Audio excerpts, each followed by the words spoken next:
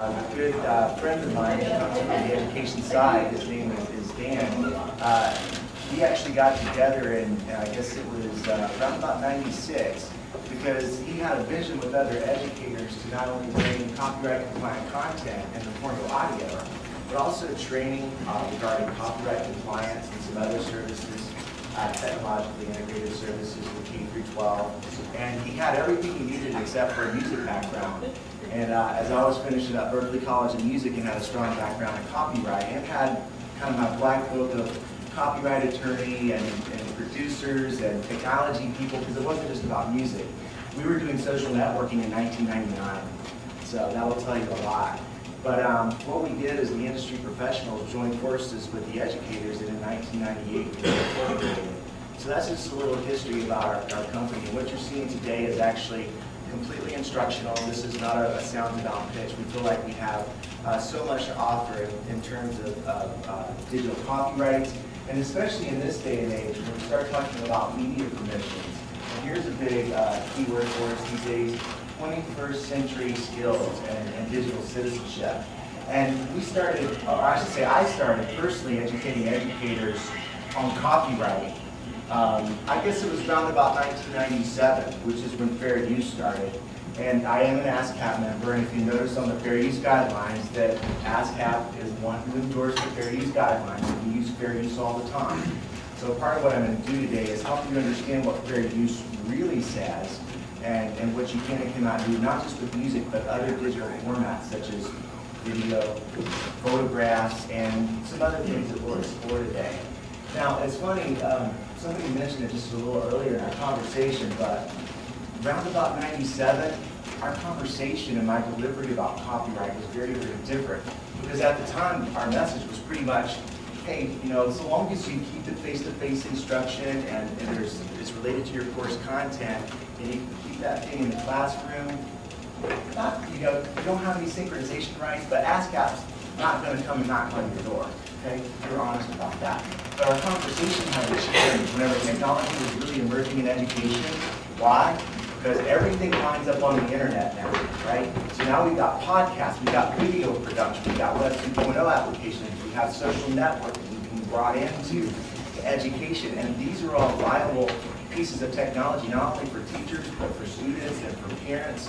And really, we have to put things on the web these days, which, by the way, this presentation will be published on our homepage at soundandon.com, and all the materials that we review today will be free for your distribution to parents, teachers, and students. So how many of you in here have been in one of my workshops so far? Oh, wow, got a good group. And if one of you tell the others what the protocol is, how we usually begin our copyright workshop. Anybody remember? There's not the copyright police. That's right. Barry is not the copyright police. Repeat after me, everyone. Barry is not the copyright. That's right. This room is like Vegas. What happens in Vegas? There you go. Let's get that straight, y'all. What happens in this room stays in this room. Until we release the video, by the way. No, so be careful about your questions. Yeah, exactly.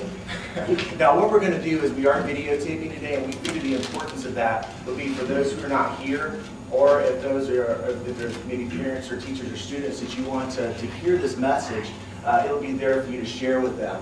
We usually do take incriminating questions because that's important, but we'll be sure and bleep those out, or maybe put the little fuzzy thing over your face or whatever. But no, this video will be viewable, or I should say it will be previewable before we do any posting.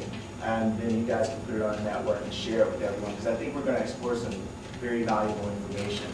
So let's get started. The scandal unraveled through an elaborate correspondence. Here we go. 7-month-old Jacob Brennan was busy tasting toys when his mother Jenny got a suspicious email.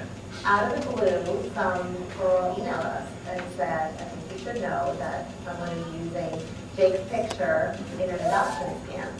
It sounded hard to believe. Brennan did some investigating and found this ad on Craigslist about a cute baby boy available for adoption, but no picture. So Brennan emailed the listed Yahoo address and got this in her inbox. He sends you his picture of Jake. It was horrifying. I never would have thought in those years that I would have the emotional reaction that I did. The email claimed her son is Canadian-born and living in an orphanage in Cameroon, the republic next to Nigeria. I got really angry. incredibly angry.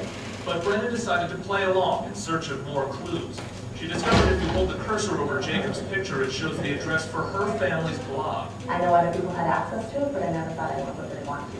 The scam unraveled through an elaborate correspondence. Brennan called authorities when the person asked for $300 just to start the application process.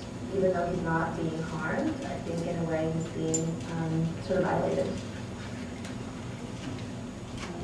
So did everybody hear about this story that ran on CNN not too long ago?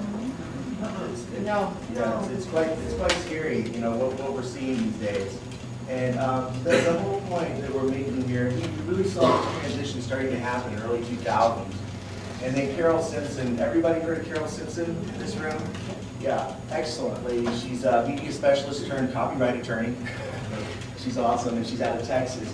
But I love this statement because she says every person who writes a document, published on the internet, who creates a graphic or icon, who scans his own photograph or records his own voice into a digital file, who sends an electronic email message, creates a document for a news group, or who designs a web page owns the copyright of his creative work. We're all copyright holders in this day and age, especially digitally, because upon creation, technically something is copyrighted. Because it's timestamped. Think about your email, it has a date and timestamp. One of the main reasons why works are still copyrighted is so that if someone else uses your work, you have a way to recoup your money or seek suit against them. But there's no longer that dividing line between, think about it, educators and those who hold copyrights and the need for fair use. Because we saw this changing a long time ago, because now you have students producing videos. Well, if a student produces a video and they shot everything and it's their image, they own that work. Technically it's copyrighted. Technically they can even copyright it themselves and lend the rights to other people. So as we saw the digital age progressing, this was an easy foresight because you could easily see that we're all creating content these days. And that's a very important thing to think about. Anybody hear about this little situation, the so-called Hot for Teacher video? Okay, Carrie McIntyre, she's from down our way, as we say down south. She's actually from North Carolina. And what happened is that she's a high school teacher, and one of her students brought a video camera to class. And as she was teaching, he started scanning up and down her body, and whenever she turned around to work on the smartboard, he was zooming in and out of her rear end with the camera. So him and a classmate thought it'd be a really cute idea to go home and take the song by Van Halen, Hot for Teacher, sync it to the video, and put it up on YouTube. Next thing you know, 2 million hits later, 2 million hits too late, Carrie's getting phone calls and discovers this. Next thing you know, she's on ABC News and filing suits against the parents, the students, the teachers, the school system, and everybody because her brand has been violated, right? So what we're talking about is not just about copyrights anymore. Now it's also about branding and trademarking. And I'm going to escape out of this right quick and go ahead down to our next video and go ahead and get that set together. But what we mean by trademark and branding, whenever we license music, we don't only have to go to the major music labels such as Sony or Universal, but also to the independent labels. But that only takes care of the sound recording. Then we have to go to the artist, and then through the artist we have to uncover anybody that could come out of the closet, like co-writers, arrangers, producers. Because who owns the copyrights to music? Is it Britney Spears? No, it's the record label. So when a student credits Britney Spears or Green Day on their video, they don't own the copyright. There could be 30 copyright holders. So you have to dig all those people up and then have somebody sign something, or everybody sign something, especially the composers, to make sure nobody's going to come out of the closet.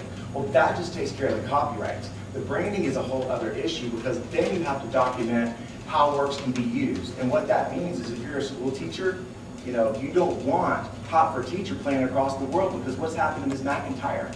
She will always be Hot for Teacher.